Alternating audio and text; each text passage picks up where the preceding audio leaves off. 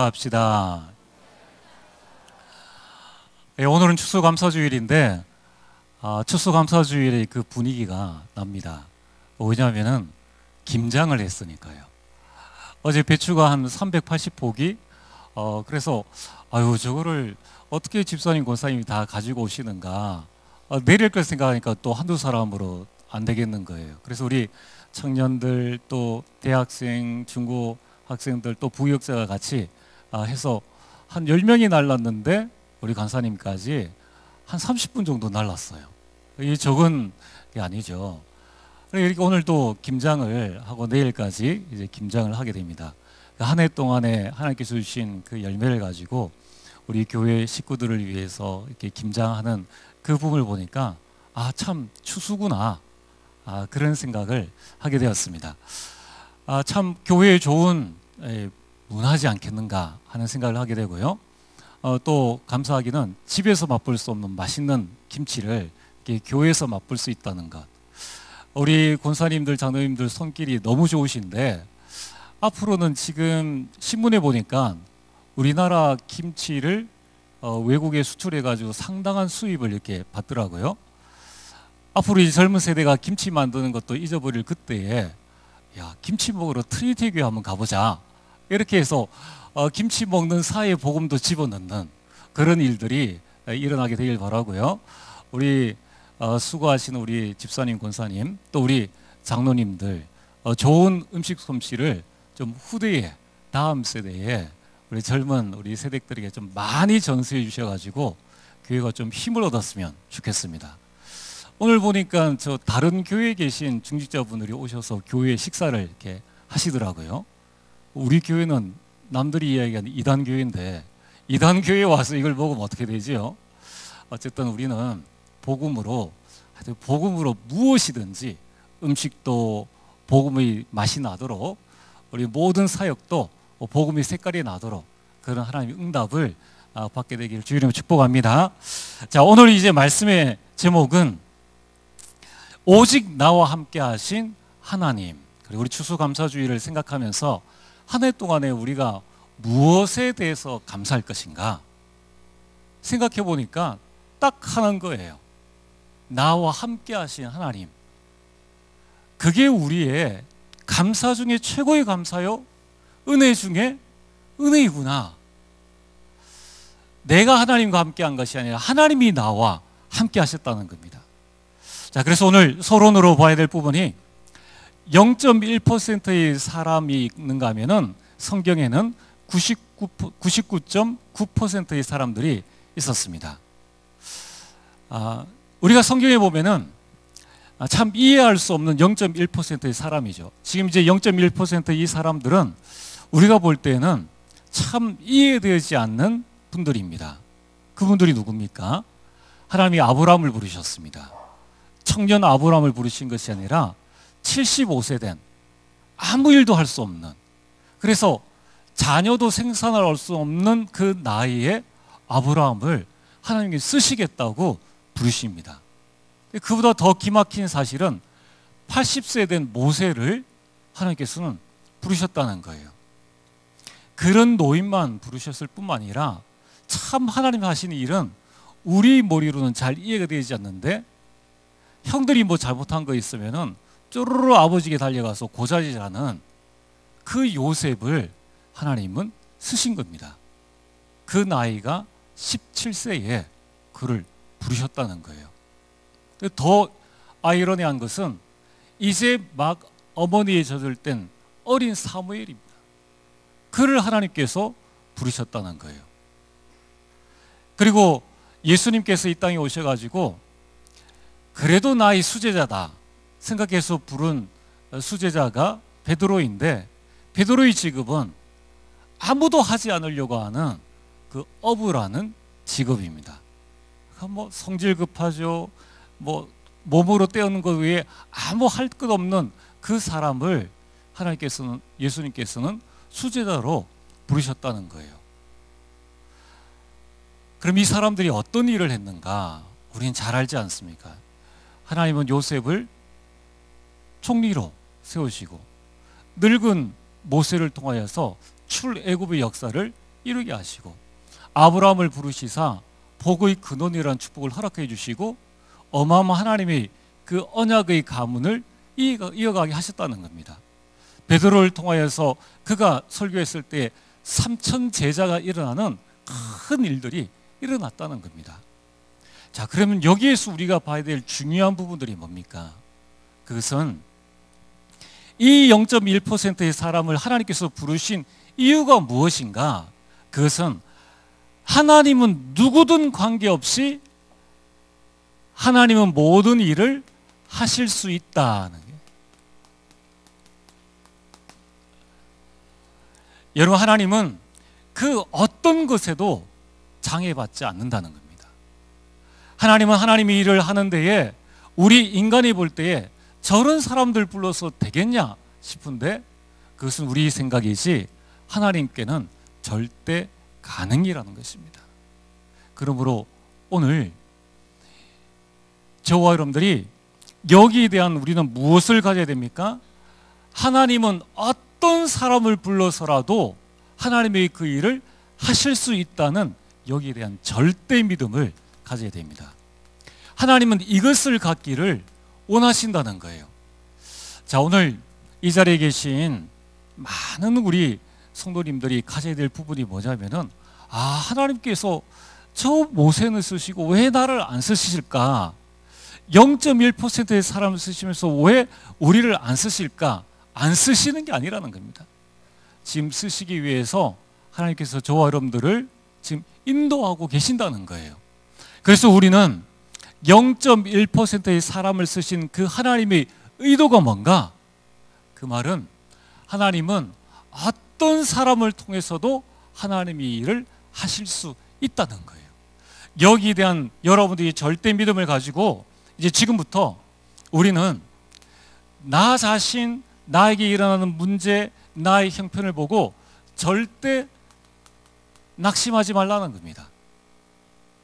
여러분들은 그 어떤 것도 포기할 이유가 없다는 것입니다. 그래서 하나님은 하실 수 있기 때문에 우리는 불신앙하지 않는 것입니다.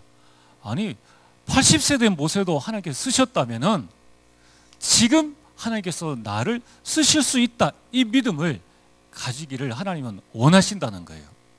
그래서 우리는 이 믿음을 가지고 무엇을 합니까? 첫 번째, 우리 가정, 가문, 개인의 악순환의 반복을 해결해야 된다는 것입니다. 구원은 은혜로 받지만은 아직 우리 속에 각인, 뿌리, 체질로 남아있는 창세기 3장, 또 세상에서 가지고 온 나만의 것들이 있다는 겁니다. 이러한 악순환을 우리가 어떻게 하면 해결할 수 있겠는가? 그걸 오늘 오전에 주셨지 않습니까? 어떻게 우리가 이것을 해결할 수 있습니까? 그것은 복음이어야만 된다. 복음 아니면 절대 이 악순환을 해결할 수 없다. 여기에 대한 결론을 내야 된다는 것입니다. 오늘 여러분들 여기에 대한 분명한 결론을 내게 되기를 주의 이름으로 축복합니다. 인간은 영적 존재예요. 그래서 인생의 문제는 다른 문제가 아니라 영적 문제라는 것입니다.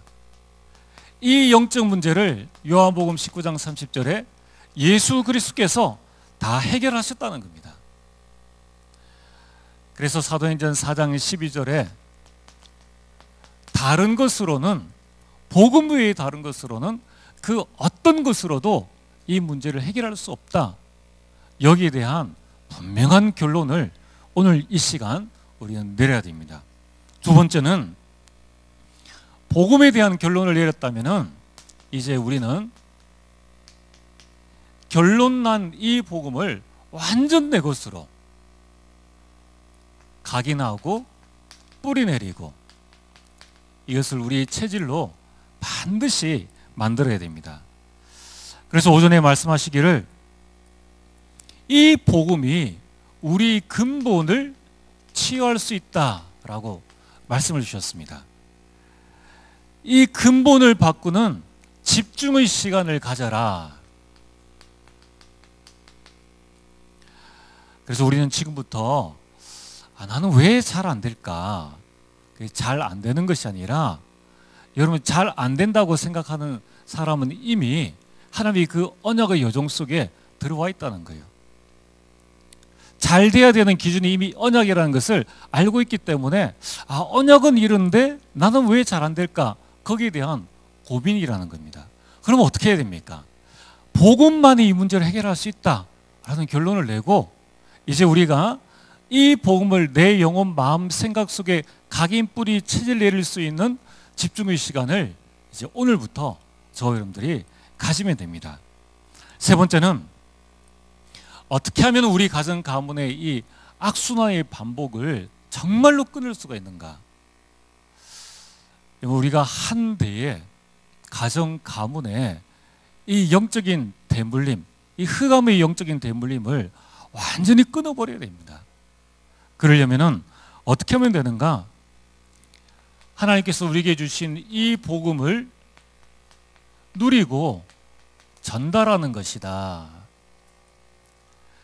복음을 누리는 것이 유혹과 환경과 문제와 사탄을 이기는 힘입니다. 이런 복음 누림이라는 것은 모든 것을 이기는 힘이 되어지는 겁니다. 복음 전달은 뭡니까? 복음을 전달할 때 후대와 가정과 가문과 나라와 시대를 살리는 것입니다. 복음 전달하는 것이 바로 살리는 힘입니다.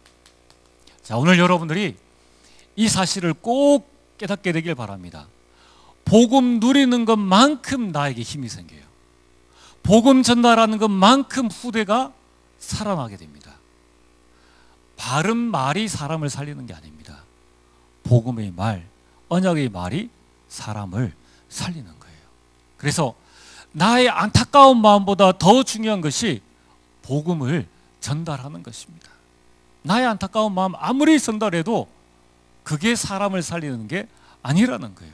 우리는 나의 안타까움을 뛰어넘는 나의 안타까움은 기도 제목으로 삼고 우리가 전달할 것은 복음이라는 것을 꼭 기억을 해야 됩니다. 그래서 복음 누릴 때 우리에게 이기는 힘이 생기고 복음을 전달할 때 우리는 살리는 큰 힘을 가지게 된다는 것입니다.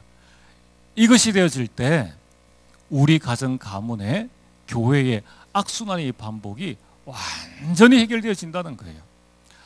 오늘부터 우리 모든 중직자분들 또 우리 모든 렘넌트들은 이 속으로 딱 들어가서 하나님의 인도를 받아야 됩니다. 그래서 이제 우리가 지금부터 항상 기도해야 될 게 뭡니까? 이 복음이 복음될 수 있도록 복음 전달하는 영적 지도자를 위해서 기도하자. 그리고 정말 이 복음을 전달하는 복음 운동하는 교회가 될 수 있도록 교회를 위해서 우리가 기도를 하자. 우리 개인에게 참된 복음 운동이 일어날 수 있도록 우리가 기도하고 후대에게 이 복음이 전달될 수 있도록 우리가 기도를 하자는 겁니다. 그래서 이번 주간에 하나님께서 우리에게 주신 이 말씀, 사사시대의 이 문제를 어떻게 우리가 해결할 수 있을 것인가? 다른 것이 아닙니다. 이미 하나님께서 우리에게 주신 이 복음만이 이 문제를 해결할 수 있다. 여러분 가정의 문제를 복음만이 해결할 수 있다라는 이 결론을 내리고 오늘부터 집중의 시간을 가지고 여러분이 이 복음을 모든 우리 가족 구성원들에게 우리 구역원들에게 전달하고 지금부터 기도를 시작하는 것입니다. 자, 오늘 우리 강단 메시지에서 여러분들은 어떤 말씀을 붙잡았습니까? 그래서 우리가 말씀을 딱 듣고 난 다음에는 하나님께서 나에게 주신 음성, 레마를 붙잡아야 됩니다. 오늘 하나님께서 저에게 주신 레마는 악순환의 이 반복을 해결하자. 저에게는 큰 답이었습니다. 그래, 이걸 반드시 끊어야 된다. 그래서 저는 저희 가정에 이 악순환의 이 반복을 해결하기 위해서 좀 어떻게 해야 될까? 이제 어제 그런 여러 가지 좀 생각과 묵상을 이게 하게 되었는데 그러다가 이제 오늘 이 말씀을 받게 되니까 저에게 너무나 이 답이 되어지는 거예요. 그 속에서 저희 오늘의 미션입니다. 이번 한 주간에 악순환의 반복과 근본을 해결하는 집중의 시간을 가지자. 집중의 시간을 가지는 것.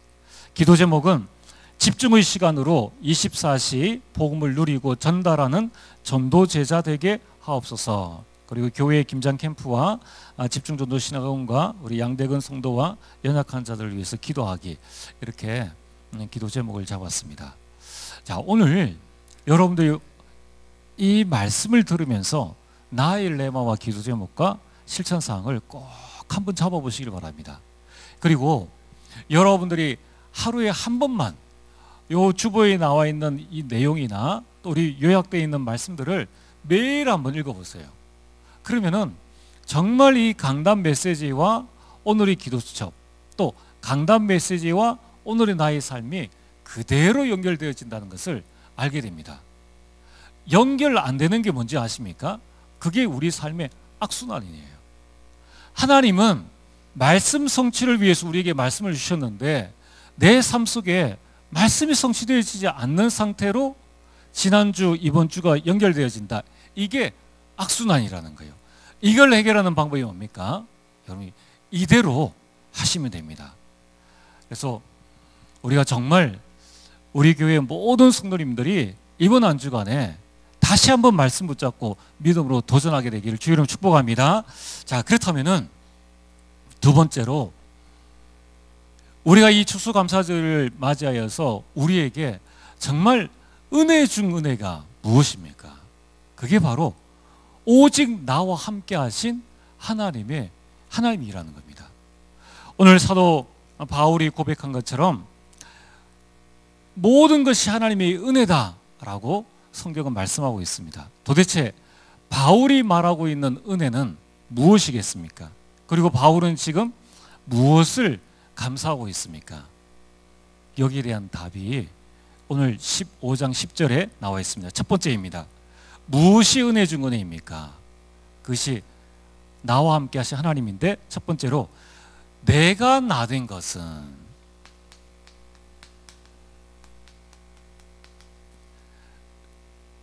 내가 나된 것. 지금 이 고백을 하는 바울은 불신자가 아닙니다. 지금 하나님의 부르심을 받고 전도자로 세워있는 이 바울을 이야기하는 것입니다. 그리고 오늘 이 말씀을 듣고 있는 여러분들도 하나님의 자녀입니다. 자, 그렇다면은 나의 나된 것, 이것은 무엇을 이야기합니까? 내가 구원받은 것이 하나님의 은혜라는 것입니다. 나의 나된 것 중에 가장 큰 은혜가 에베소서 2장 8절에 너희가 그 은혜를 인하여 믿음으로 말미암아 구원을 얻었나니, 이게 은혜 중 은혜 아닙니까? 이 구원의 은혜는 내가 받고 싶어도 받을 수 있는 것이 아니라 나와 함께 하신 하나님의 은혜인 줄 믿으시길 바랍니다. 우리가 어찌 이 자리에 와 있느냐는 거예요. 어찌 우리 가정 가문이 이 구원의 대열 속에 들어와 있느냐는 겁니다. 오늘 구원의 은혜를 회복하고 하나님께 정말 감사하는 귀한 날이 되어지길 바랍니다. 그리고 구원받고 나서 지금까지 하나님께서 나를 인도하신 것, 이게 얼마나 큰 하나님의 은혜입니까? 우리가 지금까지 살아오면서 숱한 문제와 어려움과 위기와 갈등 얼마나 많았습니까? 또 이 여러 이 상황들 속에서 피할 수 없는 상황에서 분명히 불신자 같으면은 큰 문제가 와야 될 그 상황 속에 하나님께서는 미리 그 문제를 막아주시기도 하고, 또 그 문제를 당했을 때에 피할 길을 내시기도 하고. 자, 오늘 여기 계신 분 중에 나는 지금까지 살아오면서 한 번도 자살 생각을 안 했다라고 하시는 분들은 다음 주에 한턱 쏘시길 바랍니다. 그분은 정말 하나님의 큰 은혜 중에 은혜인 거예요. 그렇지 않습니까? 우리가 뭐 잘난 것이 있다고, 우리가 뭘 많이 배웠다고, 우리가 하나님께 뭘 많이 드렸다고요. 우리가 얼마나 많은 헌금을 드려야지 그 헌금으로 우리가 구원을 얻을 수 있겠습니까? 그리고 우리가 지금까지 살아온 나 자신의 과거와 여러분들의 과거를 돌아볼 때 과연 우리가 내일 하루 내가 하루를 더 살아야 되고 1년을 더 살아야 될 분명한 이유가 있는 분도 계시지만은 그냥 사는 게 사는 거니까 사는 건데 하나님께서 우리를 지키시고 보호하시고 지금까지 인도해 왔었던 것을 보게 됩니다. 참 하나님의 큰 은혜 아닙니까? 나이 나된 것. 각자 나된 형편이 다 다를 수 있습니다. 나이 나된 것이 어떤 분은 왜 그래도 나는 지금 이 모양 이 꼴이냐라고 생각할 수 있는데 여러분들이 이 구원의 은혜를 보세요. 지금 여러분들이 이 자리에 앉았다는 것이 여러분의 의지로 되어지는 것입니까? 여러분, 우리는 당장 이 성전문을 떠나는 순간에 단 10분이라도 나에게 하나님의 은혜가 임하지 않는다면 우리 인생 모든 것들 다 날아갑니다. 욥이 그랬지 않습니까?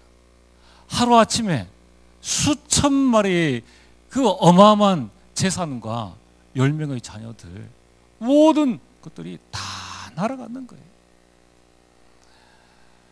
오늘 우리가 성령 충만하든 성령 충만하지 않든 지금까지 살아온 것 하나님의 은혜요.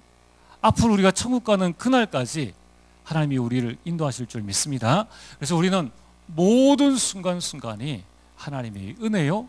나와 함께 하신 그 하나님의 은혜임을 우리는 고백할 수밖에 없다는 것입니다.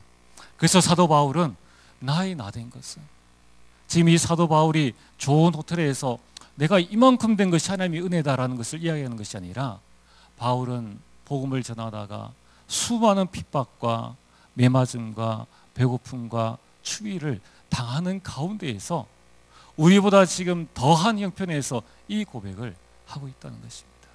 두 번째, 사도 바울은 무엇을 보고 은혜라고 이야기를 합니까?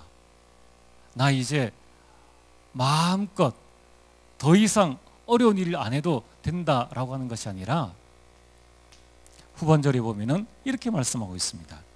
내가 모든 사도보다 더 많이 수고한 것. 내가 어떻게 해서 많은 사도들보다 더 많이 수고할 수 있었는가? 우리는 될 수 있으면 일을 안 하려고 하잖아요. 될 수 있으면 일 안 하는 좋은 자리에 가기를 원하지 않습니까? 그래서 어떤 분들은 큰 교회 가고 싶다.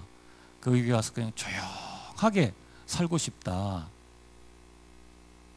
그게 은혜라고 생각하십니까? 그분은 그렇게 생각할 수 있겠죠. 그러나 사도 바울은 이렇게 이야기하고 있습니다. 내가 뭔데? 내가 어떤 사람이었는데? 내가 핍박자 그 바울이 아니었던가? 근데 이제 내가 그 많은 사도들보다 더 많이 수고한 것, 이것은 내가 한 것이 아니라 나와 함께 하신 하나님의 은혜이구나. 사도 바울은 자신에게 주어진 이 직분을 위해서 수고하는 것이 내가 하나님의 일을 위해서 내가 이렇게 헌신해 라고 고백하는 것이 아니라 하나님의 은혜임을 고백하고 있다는 것입니다. 오늘 우리 교회 안에서 많은 사역을 합니다. 이것이 하나님의 은혜임을, 또 우리가 교회 안에서 많은 헌신을 하게 됩니다. 우리가 교회에서 하나님이 주신 직분을 가지고 있습니다. 아무것도 자랑할 것이 없죠. 그래서 우리 집중전도신학원의 간증자들, 포럼자들 이야기를 들어보면은 그분들 다 같이 하는 말씀이 할 이야기가 없는데요. 왜냐하면은 은혜로 되어졌으니까. 내 열심으로 내가 목표를 세우고 이루고 성취한 것이라면은 이렇게 했습니다 라고 이야기를 할 수 있는데, 그분들 한결같은 이야기가 뭐냐면은 그리스도가 다구나, 이건 내가 해결할 수 있는 문제가 아니구나. 그래서 그리스도가 다임을 알고 이제 이 복음이 안 돼 있는 나 자신을 알고 복음의 각인 뿌리 체질내는 집중의 시간을 가졌더니만 그때에 복음이 누려져 있고서 더 힘을 얻게 되고 복음을 전달하니까 살아났다는 것 뿐이라는 거예요. 그래서 할 말이 없다는 것입니다. 오늘 우리는 꼭 여러분들이 마음에 붙잡아야 됩니다. 하나님께서 나에게 주신 이 모든 것이 하나님의 은혜요. 또 오늘 여러분들이 하나님 앞에 하는 모든 헌신과 수고는 반드시 세계복음화로 연결되어진다는 겁니다. 전도 현장에 나가서 전도하는 것만이 세계복음화가 아니라 어떤 사람들은 전도자의 사랑하는 자로, 수고하는 자로, 보호자로, 동력자로 내게 주신 달란트대로, 내게 주신 하나님의 은혜대로 이 일을 감당했을 뿐인데 알고 보니까 이게 세계복음화의 큰 문이 되어지는 것입니다. 오늘 김장을 하시고 또 내일 김장을 하시는 우리 팀들, 내가 이 김장하게 돼서 참 하나님 앞에 감사하구나. 또 우리 직분을 맡은 우리 모든 장로님들과 또 우리 권사님들, 우리 집사님들, 또 현장에서 사역하시는 우리 모든 사역자들, 정말 우리 중심이 나와 함께 하신 하나님의 은혜이구나. 그래서 하나님께서 지금까지 나를 지키시고 인도하고 계시구나. 지금 내가 하는 이 일은 사람을 위한 헌신이 아니요, 이것은 세계복음을 위한 직분이요, 헌신이요, 사역임을 알고 이제 우리 모든 성도님들이 원내에서 되어져서 정말 주를 위해서 다시 한번 마음을 잡게 되기를 주님으로 축복합니다. 그래서 우리는 뭘 해야 됩니까? 매주일마다 여러분이 교회 오시면은 은혜 받는 일에 최고로 집중하시게 되길 바랍니다. 무엇이 더 중요하겠습니까? 내가 이 복음을 깨닫고 누리는 것이 이기는 힘이요, 전달하는 것이 살리는 힘이라면은 오롯이 나에게 필요한 것은 하나님의 은혜라는 것입니다. 그래서 내게 임한 이 하나님의 은혜를 간증하는 것, 나타내는 것을 보고 전도다라고 이야기를 합니다. 사도행전 3장 16절에 내게 있는 것, 내게 있는 것이 무엇입니까? 나와 함께 하신 하나님이죠. 그리고 그 하나님의 은혜죠. 우리가 그것 외에 자랑할 것이 없다는 것입니다. 오늘 결론입니다. 지금 이제 겨울이 되어지니까 건강검진센터나 또는 이제 신문에 독감이 있으니까 예방주사를 맞으세요라는 전화도 오고 문자도 오고 광고도 이렇게 뜨더라고요. 여러분, 우리 감기는 뭐 보통 겨울에 많이 이렇게 들리는데 사시사철 우리 신앙인들을 찾아오는 불청객이 있습니다. 그게 뭐냐면 불신앙입니다. 불신앙은 시도 때도 없이 우리를 찾아와서 우리를 영적 독감에 딱 걸리게 만든다는 것입니다. 자, 그래서 오늘 어떻게 하면 내가 문제와 사건과 일 속에서 이 불신앙에 빠지지 않고 그 속에서 하나님의 절대 뜻과 계획을 찾아내서 이 문제, 사건, 일을 절대 기회로 만들 수 있는 예방주사를 맞아야 된다는 거예요. 아니, 우리가 문제만 찾아오면 불신앙 들고 그러면 안 되지 않습니까? 그래서 우리가 예방주사를 맞아야 되는데, 불신앙을 예방할 수 있는 주사의 가장 좋은 주사가 뭡니까? 그게 감사입니다. 그래서 오늘도 말씀하셨듯이 범사에 감사하라. 그것이 누구의 뜻이라고요? 하나님의 뜻이니라. 하나님의 뜻이 뭡니까? 범사에 감사하라. 왜 그렇습니까? 지난주 말씀에 나왔지 않습니까? 절대 뜻이 있다는 거예요. 절대 계획이 있기 때문에 문제는 우리에게 절대 기회라는 것입니다. 자, 그러면 우리는 어떻게 해야 됩니까? 여러분들이 정말 이번 주간에 한번 1년만 한번 그렇게 해보시길 바랍니다. 저도 1년 동안 하나님께서 나에게 주신 이 감사를 내가 기록을 해야 되겠다. 그래서 감사를 기록하고 할 수 있다면 감사 일기를 쓰시면 좋겠죠. 그것을 통해서 이제 여러분들이 하나님께서 나에게 주신 이 감사함들을 찾아보는 거예요. 자, 여러분들이 감사할 때 어떤 일들이 일어나는가? 예방 주사를 맞으면은 그 바이러스가 들어올 때 이길 수 있는 면역력을 키우는 것과 똑같은 것처럼 구원받은 하나님의 자녀가 계속 감사를 하면은 우리에게 영적 면역력이 생깁니다. 감사가 넘치다 보면은. 그리고 여러분, 우리는 감정에 잘 속지 않습니까? 감정 면역력이 높아지는 거예요. 그리고 더 나아가서 건강까지 이길 수 있는 면역력을 얻게 되는 것입니다.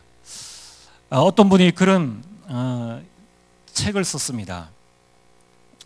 감사하면 달라지는 것들이라는 책을 썼는데, 이 사람은 미국의 저널리스트이고 편집장인데, 내가 1년 동안 한번 감사를 한번 기록을 해보자 라는 프로젝트를 가지고 그분이 1년 동안 감사 노트를 하나 정리를 해가지고 이제 감사를 쭉 기록을 이제 한 겁니다. 그러면서 이제 자기 삶 속에서 일어나는 삶을 이야기를 했는데, 이 감사하면 달라지는 것들이라는 책의 부제가 뭐냐면은 이분의 고백이에요. 내 인생을 바꾼 365일 동안의 감사 일기. 그러면서 하는 이야기가 나를 치유하는 최고의 선물이 감사였다라고 이야기를 하고 있습니다. 이분이 예수님 믿는 자인지 그거는 책에 안 나와 있어서 모르겠는데, 믿든 안 믿든 어쨌든 중요한 것은 범사에 감사하는 것이 하나님의 뜻인데, 이분은 자기 나름대로 그런 생각이 들었다는 거예요. 프로젝트를 한번 해봐야겠다. 그래서 감사일기를 쭉 써가지고 거기에서 일어났던 일들을 가지고 책으로 만들어서 판매를 했는데 베스트셀러가 되어진 것입니다.